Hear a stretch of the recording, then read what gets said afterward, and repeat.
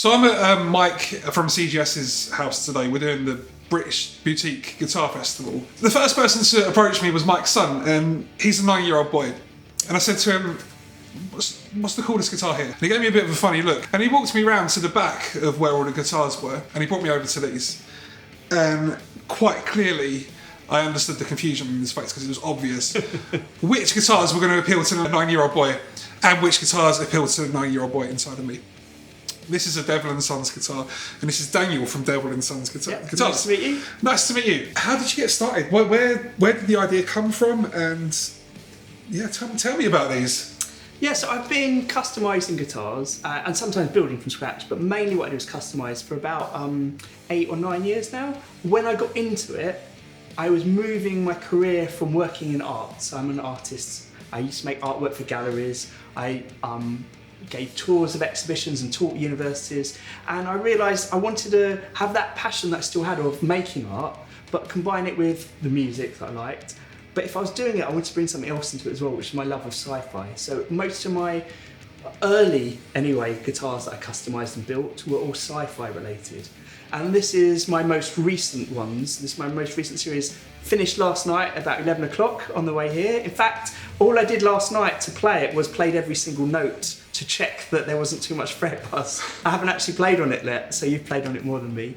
But I wanted this idea of bringing the sci-fi in, and this method that I'm using on here is something that I've really got into in the last year or two, and it's the first time I've had it on a finished guitar to know as a sort of proof of concept that I can work in this way on a guitar. So this one here is a guitar that you customised. Yes.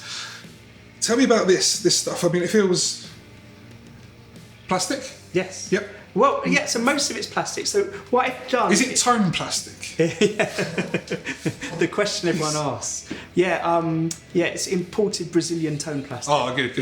Yeah, I've got all the documents to prove it. It's a mix of things. So some of it is plastic. Some of it is... there's some small bits that are carved into the wood. Some of it is resin. So that's, I guess, a sort of... plastic, and then epoxy modelling clay as well, which dries as hard as a rock. So it's a mix of things that I have found and things that I've modelled. So for example, there's bits on here that have come from you can just about see here, that's the treads on a tank, from a model tank, like an Airfix model. We're sure aware of what an Airfix model is. And then there's bits here, this is from the top of a Super Soaker water pistol. But then to make sure it's solid enough on the guitar, it's all back-filled with car body filler, so it's really solid. And tonally amazing.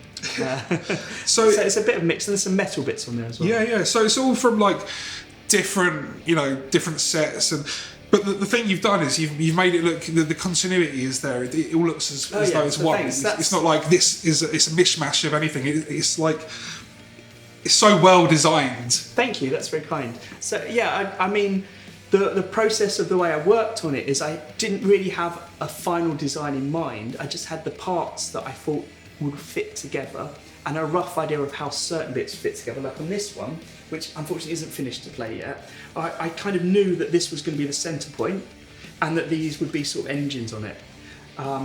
What are these from? That is, I think, all four of these are from water pistols, possibly the same one. That's sort of the grip on the water pistol. And these might be actually near the front of the water pistol normally. But then, I've got videos on my YouTube channel of how it's put together, but I'm glad you think it looks uniform, and it is all planned, but it is sort of a bit of response of, as I put it on, seeing what's going to fit next into it. And when you see it being built, it's all different coloured plastics or resins or bits that I'm carving and sculpting, and then when the paint is what unifies it all together, I think.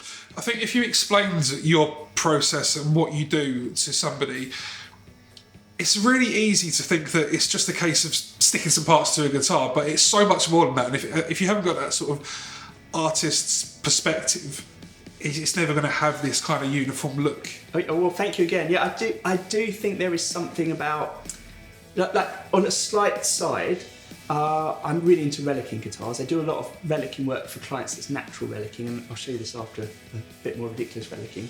And what I see online is people relicing guitars without actually thinking about what a real relic looks like. And then you see these things that just look totally random and look quite, I think, artificial. Yes. So you need to have that vision, and that's what you try to keep clear in my head when I'm doing this. So trying to imagine what the paintwork would look like, how it's going to fit together. But that relicing is maybe a good example. I'm sure we've all seen really terrible relics. Seen them, had their own part in it, yeah. Guilty. But you got to go through that process, because I think, like, you know, you can't just start off by being great at relicing. Yeah. You've got to start somewhere. For me, it was on this as well, was trying to make sure it all flowed as a thing. So with this one, it's an SG shape, but I wanted to disrupt the shape. So we've got the top bit, which is meant to be more like the space, the sky behind it, and then trying to get it to flow through to this was sort of the end of the ship. And I think the paintwork on the neck has helped on that one. Definitely. Whereas this one, it's at a stage where I think what's probably going to happen in here is the fretboard's going to be replaced with something more like that on it. To bring it together. Let's talk about the pickups. Where are these from? What pickups do you use? Yeah, so a lot of what I do is the customising Right. work. So often I'll use the original pickups that are in it. And then I've got a few suppliers that I work with. I really like working with someone where you can talk to them about what the pickups they produce are and what you're building, and that they will respond to you. So they might wind it a bit differently or do a different casing on it for you. But these ones are vintage Gibsons. They're T-tops from a 1979 SG. So what I liked is it matches this SG. Yeah. But unlike where I'm normally trying to find the right pickups for the guitar, these were pickups that I thought were right because it was the SG shape.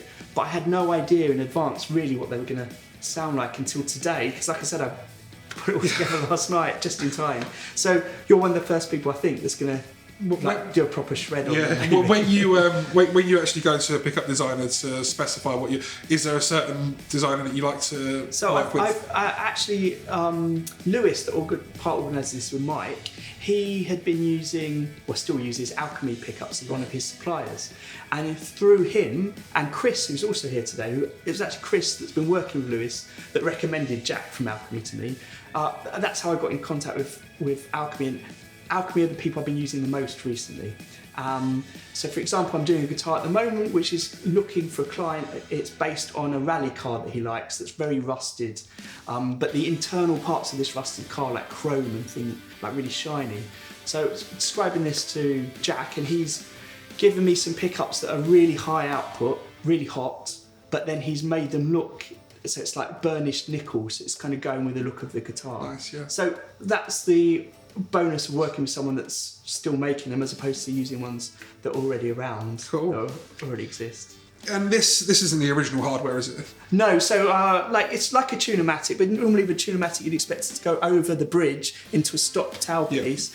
Yeah. And I kind of like the idea of not having that, so I had more space to build the spaceship. I really enjoy the adjustable wraparound bridges as well. I've got them in quite a few of my guitars. So. Yeah, so it's actually the first time I've used them. There's one I'm going to do one on this as well. I might use them a bit differently next time, but I do like them. Yeah. Normally I don't like wrapping round on the tailpiece and the stock piece, but I think it does look really good when it's on a piece like that. Yeah. Plus, you've got the adjustable pieces as well, so you can actually intonate it, whereas a lot of them are just compensated, and you can compensate them to a certain degree, but when you want to change tunings or go into like a drop tuning or lower tuning... Yeah, you're absolutely right. Yeah. So I don't know if it'll pick up on the camera. Is there another camera? No. Oh, there's a camera there. But this, as well as what you're saying, the adjustable saddles, there's also the screw pieces here, so you can also tilt the whole bridge back. And that was always my problem with Tune-o-matics, was the limit to how much you can tune. It's a really good design. And what about these tuners? Grovers. So they are from a BC Rich Mockingbird that I bought maybe 6 or 7 years ago, and I converted that, and that ended up being... So I bought it second hand and it was really damaged. But it could just about play, and I did a lot of work on it, and I turned it into a Terminator themed guitar. So it had a T800 skull on it. I'll have to show Mike that. Yeah, I love that. It had the skull on it there, and it had a hand gripped here, but I changed the tuners on that. So these have been in my workshop for, like I said, maybe 7 years. And they just felt like the right thing for this, partly because of the shape of them, this sort of T-tops. I love it. Yeah, cool. As well. Cool. Shall we hear how it sounds? Yes, Let's please. Do it.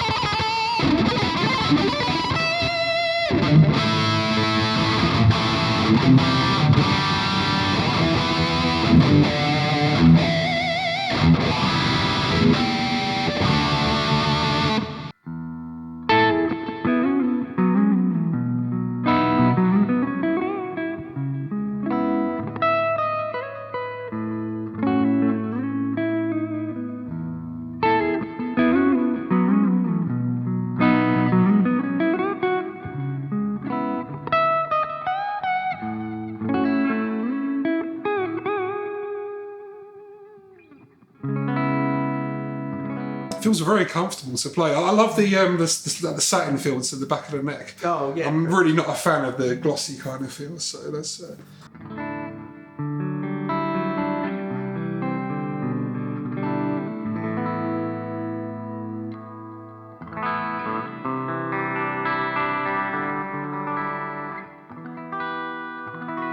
It's such a thick sound. It's not like a sound I really kind of associate with this shape. I'm so used to SGs being slightly thinner, but.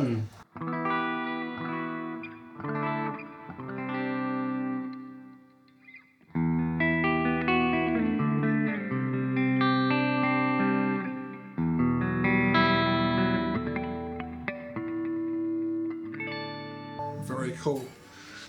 Now you're holding a broken guitar. What's all that about?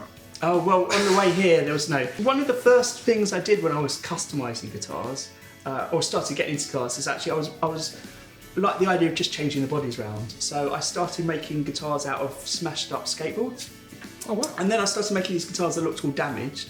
And then I sort of discovered, this was 8 or 9 years ago, and I don't think Relic guitars were as popular as they are now. So I think Fender were making some to look relict, but not as much as they are now.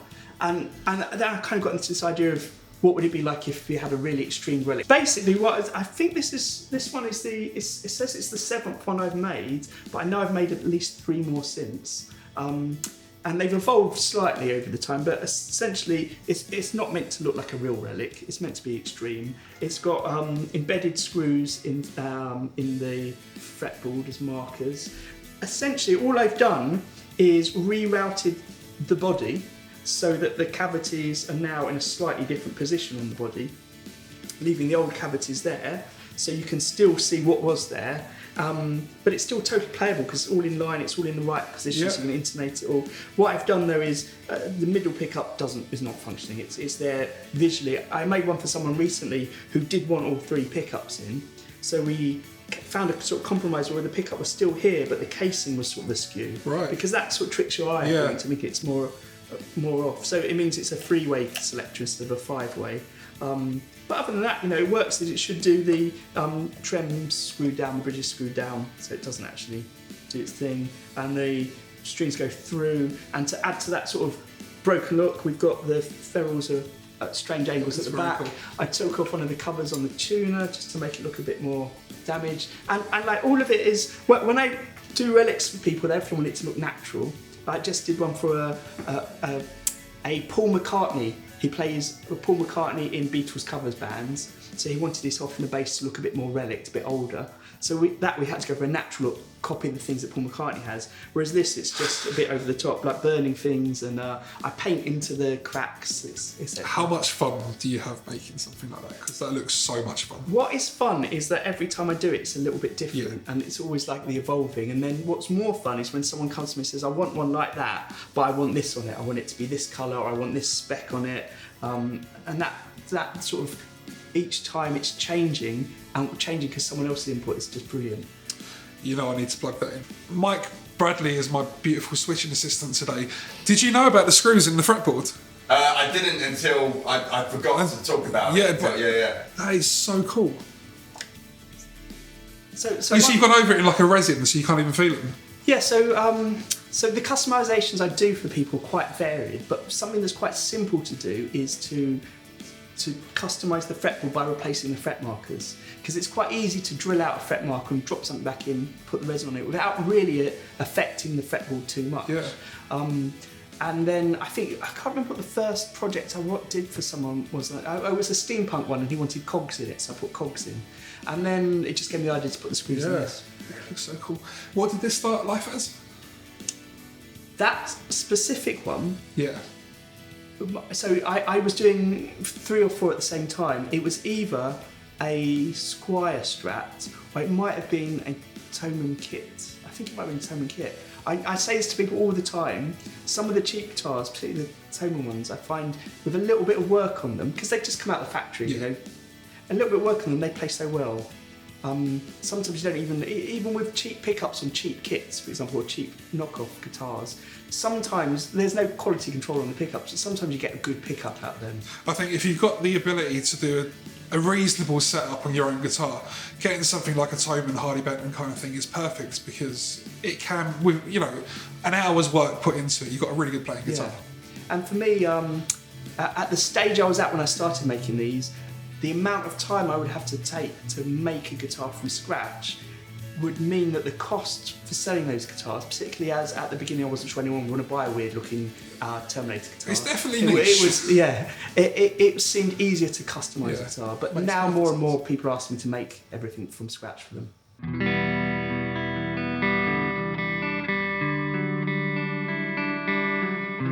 I thought it was going to be really weird to get used to, but you kind of it just becomes natural, doesn't it, straight away?